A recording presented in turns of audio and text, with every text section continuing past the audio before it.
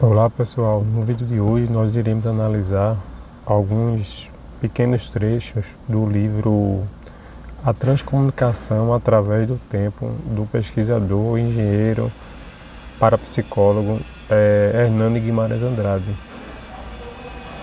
A ideia dele, é mostrar que o fenômeno mediúnico, ou a transcomunicação, como ele chama, ele surgiu desde as épocas mais remotas, desde os povos primitivos, os famosos homens das cavernas. E é uma evidência, é um argumento favorável de que a ideia religiosa na sobrevivência da consciência após a morte do corpo físico, ela não é uma construção necessariamente social, algo, vamos dizer assim, surgida do nada, mas surgiu através de fatos, e esses fatos mediúnicos que estão presentes na vida do ser humano desde que ele habita esse planeta. Então o Hernando Guimarães Andrade, ele justamente traz algumas evidências corroborando essa sua ideia. E aí o que a gente vamos analisar, pincelando, lendo alguns trechos do livro dele. Então, pessoal, no livro ele traz alguns casos, investigados pela arqueologia e tal, de rituais religiosos em caverna. Inclusive ele trabalha com a ideia de a possibilidade de os homens das cavernas terem realizado fenômenos de ectoplasmia, que é a materialização dos espíritos, utilizando justamente o ambiente escuro da caverna. E por isso que ele defende, através dessas evidências, o surgimento de rituais, rituais de materialização, rituais religiosos que tiveram como consequência a materialização de espíritos, utilizando o ambiente escuro da caverna, que a gente sabe pelas pesquisas de pesquisadores, como William Crookes e outros, Oliver Lodge e tantos outros, Charles Richer e tantos outros, Ernesto Bolzano, que trabalharam com materialização de espíritos, um fenômeno mediúnico, o fenômeno da ectoplasmia. Isso aí acontecia muito em ambientes escuros, acontece em ambientes escuros, onde esse fenômeno, que é essa substância que é extraída do corpo do médium, ela se desenvolve nesses ambientes escuros, por isso que é as cabines escuras. E o Hernando Guimarães Andrade faz uma analogia da possibilidade de esse tipo de fenômeno ter acontecido também no ambiente primitivo lá dos homens das cavernas, utilizando o ambiente escuro da caverna. Então ele tem aqui o item que ele fala: a crença nos espíritos na pré-história. E ele vai dizer que uma série de descobertas ocorridas no início do século XX representou um marco na história das religiões. As evidências incontestáveis de que o homem da Idade da Pedra Lascada realizava práticas funerárias surgida por volta do ano de 1900, quando das escavações feitas por orientação do príncipe Alberto de Mônaco nas grutas de Grimaldi. E ele vai também falar das sepulturas da antiga cidade da Rena, encontradas nas grutas de Balser-Roussé, eu acho que é assim que fala, e de Solutre, possuíam vestígios claros de que os paleolíticos dispensavam cuidados especiais aos cadáveres dos membros de sua tribo. Deitavam os mortos, tendo as pernas e braços fletidos em postura fetal, sobre cinza quentes e até mesmo sobre brasas ardentes. É fácil de compreender esse cuidado quando se considera o papel importante do fogo naqueles tempos. Devemos lembrar-nos dos glaciares que durante vários milênios exerceram sistemática seleção do Australopithecus e do Pitecântropo, fazendo evoluir até se tornarem homens. O frio deve ter sido um problema constante para os antropóides. A descoberta do uso e da conservação do fogo deve ter sido para eles da máxima importância. O fascínio da chama e o conforto do aquecimento proporcionado pelas fogueiras ou pelas lareiras certamente exerceram grande influência naqueles seres primitivos. Era justo que procurassem proporcionar à alma do morto o bem-estar do aquecimento. Certificou-se também no estudo de várias sepulturas paleolíticas que se acendiam fogos rituais fora do contato direto com o cadáver. Presume-se que tais fogueiras eram acesas para a alma, que os paleolíticos supunham rondar nas adjacências da sepultura. Havia ainda uma crença bem antiga de que o indivíduo possui mais de uma alma corporal, suposta a ficar junto aos despojos material. A outra alma imaterial ou sombra rondando nas proximidades da tumba. Aí ele tem essa conclusão desse capítulo, questionando qual teria sido a causa dessas práticas funerárias cujos indícios foram encontrados nas grutas do Paleolítico.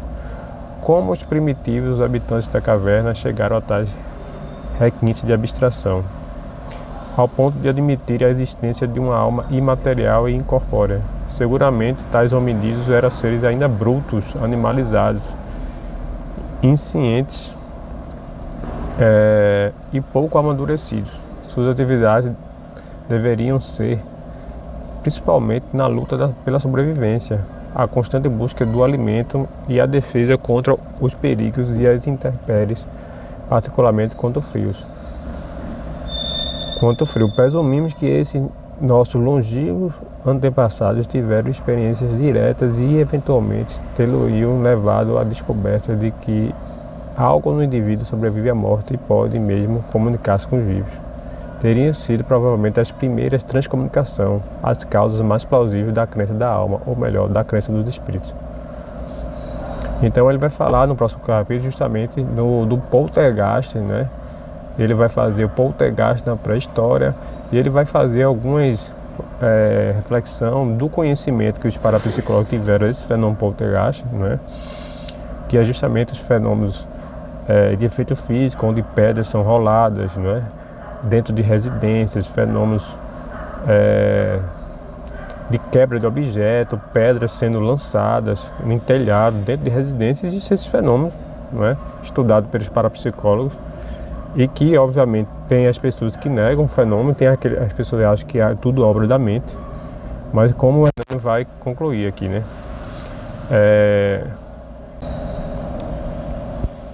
Ele diz assim, nos tempos pré-históricos devia haver uma abundância de pedras disponíveis nas imediações das cavernas, onde eventualmente se abrigavam os hominídeos.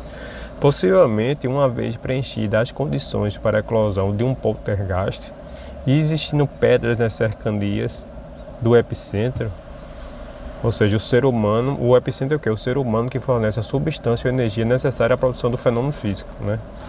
Seriam elas, né, os objetos, as pedras, mais suscetíveis de sofrerem movimentação. Parece lógico pensar que, pelo menos alguma vez, homens pré-históricos teriam presenciado os fenômenos de poltergeist, ao verem as pedras se movimentando. Concluíram que alguma coisa se insinuou nelas, talvez aquilo que anima os seres vivos, uma espécie de alma. Há indícios de que os paleolíticos acreditavam que as pedras serviam de receptáculo para as almas dos mortos. E aí ele vai justamente chegar a algumas evidências, né? Ele vai dizer a gruta ariejana, né, de Trou Violet e Montardit, né, foram descobertas 2 sepulturas instaladas sobre o local e uma lareira. Achavam-se escondidas sob arcadas rochosas que haviam sido tapadas por grandes blocos. Eu não vou ler essa parte, mas vai dizer assim, que uma sepultura, eles colocavam fogo na sepultura, em torno eles colocavam pedrinhas, né? E nessas pedrinhas desenhava a silhueta humana. Aí ele diz, 6 coloridos e pintados com a silhueta humana em número de 18, colocado ao redor dos esqueletos e desenhando o contorno do corpo humano, deviam achar-se ali para alojar a alma do defunto. O Ernest descreve ainda que outros 6 coloridos e de tamanho e formas especiais, um deles dando a impressão de uma estatueta com uma forma humana. Então eles dizem, a religião ter sido originado das transcomunicações, as perguntas normais que surgem ao tomar conhecimento desse estranho procedimento e dessa inusitada crença são qual teria sido a sua causa fundamental, qual o fenômeno central e constante que teria desencadeado o epifenômeno religioso, conservado até hoje pela humanidade. Porque a íntima relação entre o senso religioso, a ideia da existência do espírito e a crença na sua comunicabilidade, nos seus poderes e na sua influência boa ou má. Não pretendemos validar as conclusões de que chegaram alguns especialistas no assunto quando analisando o processo implicados no desenvolvimento do senso religioso na humanidade. Descobriram a influência de vários fatores normais, tal como puramente psicológicos. Mas a crença nos espíritos é uma constante. E se ela por si só não exclui as outras componentes, por isso mesmo não se deve ser por ela excluída. Por conseguinte, trata-se de saber como apareceu esse fenômeno constante. É justamente nesse ponto que uma interpretação baseada na evidência de certos fenômenos paranormais se apresenta para responder às questões propostas. Acreditamos que o fenômeno inicial se deu origem à crença na existência dos espíritos. Foram as primeiras transcomunicações, representadas pelas quedas de pedras observadas em surtos poltergeist ocorridos na pré-história. Daí o culto das pedras ligado ao fogo, que naquele tempo remotíssimos deveriam representar um papel importantíssimo concernente ao bem-estar e mesmo à sobrevivência durante os glaciários. As pedras receptáculo das almas dos mortos participaram do conforto das lareiras. Então, pessoal, o que desperta a curiosidade nos pesquisadores, né, principalmente pesquisadores que dedicaram boa parte da sua vida a estudar fenômenos, tanto fenômeno mediúnico como fenômeno parapsicológico, fenômenos extraordinários, né, é que as evidências mostram que sempre ocorreram, né, e fica aquela questão. Porque em todos os povos, desde o povo primitivo até as civilizações que surgiram depois, porque o Bernardo Guimarães Andrade vai analisar entre os egípcios e outras civilizações que vieram depois, está presente a certeza da sobrevivência do espírito, de algo a mais. Porque isso, né, se constituiu, né? Será que foi uma construção puramente psicológica, né, do ser humano, né, porque ele poderia não ter desenvolvido essa convicção, que seria o mais lógico. Porque veja, se eu sou um ser primitivo e que estou ligado puramente à busca da sobrevivência, porque eu vou fazer abstrações tão complexas, né, porque eu vou fazer assim, elaborar, né, rituais tão complexos, né, utilizando pedras, enterrando cadáveres com objetos, acreditando nessa sobrevivência, né? Por que isso desenvolveu? Uma concepção materialista não vai dizer. E uma concepção espiritualista, né? A concepção espiritualista vai também se basear em evidência, não é um chute, não é eu quero crer, não. Com o advento do espiritismo e do estudo racional de fenômenos extraordinários, paranormais, seja o nome que queira dar, a gente consegue fazer esse estudo retrospectivo e entender que o espiritismo, ele, em lato sensu, ele está presente em toda a história da humanidade. Então o espiritismo está em toda parte, né? É o espiritismo retrospectivo, como Kardec fala. Porque o fenômeno, ele existe desde que existe a humanidade aqui na Terra. E isso é uma evidência dessa parte espiritual do ser humano. Ok, pessoal? Obrigado pelo mais um estudo. Um grande abraço, se inscreva no nosso canal, curtam e até o próximo vídeo.